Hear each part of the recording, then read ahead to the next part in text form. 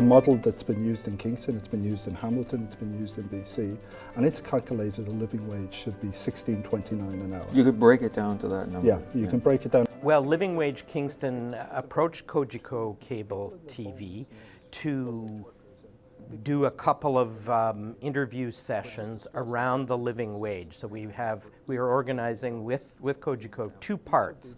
The first part is an interview with Michael McCarthy Flynn, who flew in from Vancouver to do this show, and Tom Cooper, the chap from Hamilton who I mentioned, and Paul Schlesman, the veteran reporter for the Whig Standard, who now covers City Hall, is the interviewer there. And we're having another short half-hour interview show with somebody from the Canadian Centre for Policy Alternatives who helped Living Wage Kingston calculate the living wage at $16.29 an hour, and Brian Patterson, who's a city councillor here in Kingston, who has a certain opinion on the living wage campaign.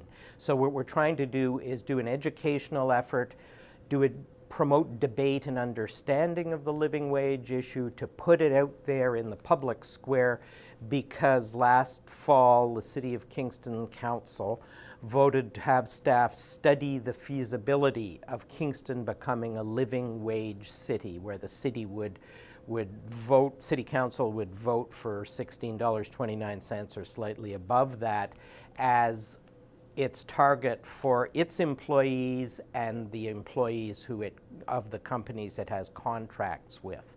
So this involves, basically what it is, it's an attempt to get the City of Kingston to lead by example with respect to raising the bar so that more citizens in Kingston have enough money to get by.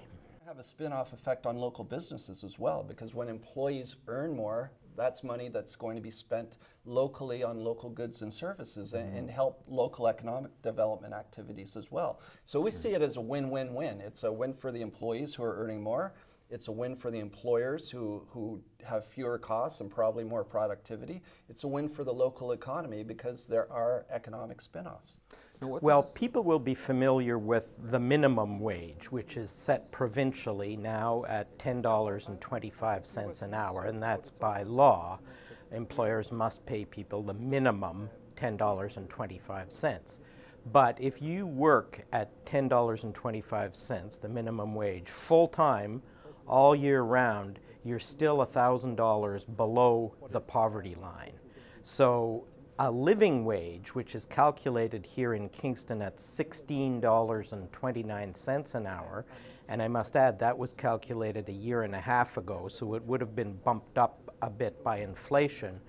That takes into account what the real costs of living here in Kingston are: rent, childcare, food, all the things that one needs to have a living wage, as opposed to, they don't call it a minimum wage for nothing. My understanding is that Kingston is quite an expensive city to live in, particularly with respect to rental accommodation, because every year here in Kingston we have an influx of 15,000 Queen's students who come to town, and they have disposable income to pay for rental accommodation. It's not that they're all super rich, but they create a huge amount of pressure on a limited stock of rental accommodation and can pay more than the average person, say, person who's at the low end of the labor market, the service sector, making the minimum wage or slightly above the minimum wage. So that drives the rental costs up here. And the figure that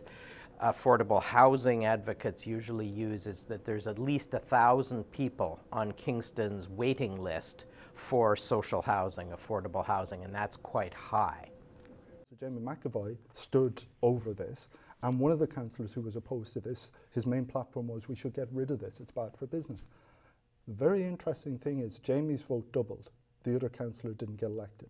So for politicians in Kingston, I think that's something to take note of. There's political capital in this as well. Well, I think that right across the world, but in the advanced industrial world, in the rich countries, so to speak, it's becoming more and more well known and more a subject of concern that our societies, the richest societies in the world, are becoming more unequal in terms of the division of the wealth in society.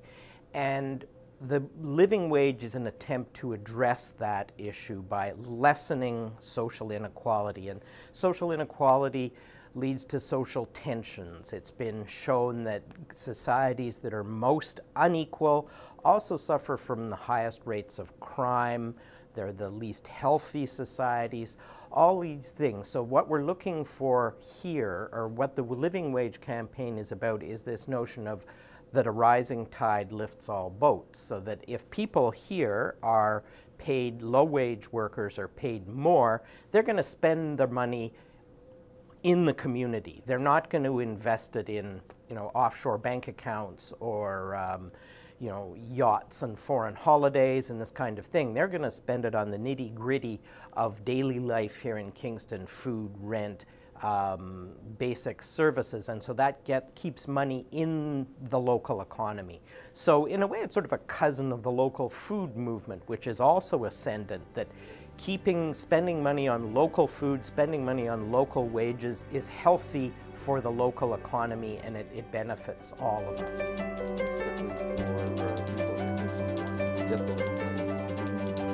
Well, I think it's just that this is a